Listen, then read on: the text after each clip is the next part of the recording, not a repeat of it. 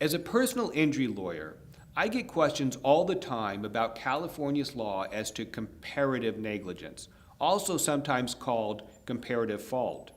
What this means is that if you get injured by somebody, you can sue and recover money damages even if you are partly responsible for the accident.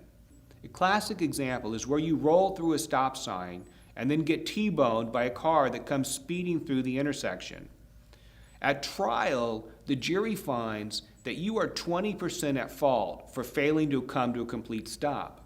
But the jury also finds that the other driver is 80% at fault for speeding and not stopping at all for the stop sign. Let's say that your damages are $100,000.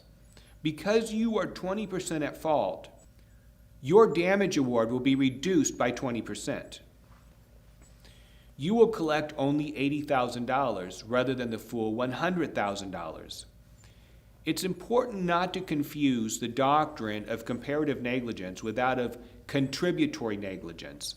Contributory negligence is a much harsher rule that says if you are partially to blame, even 1% to blame, then you are barred from recovering any damages.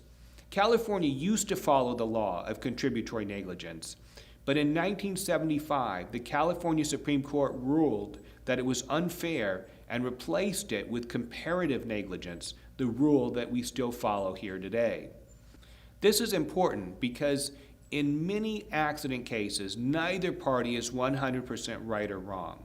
Comparative negligence allows the victim to recover damages so long as the other party is at least partially to blame.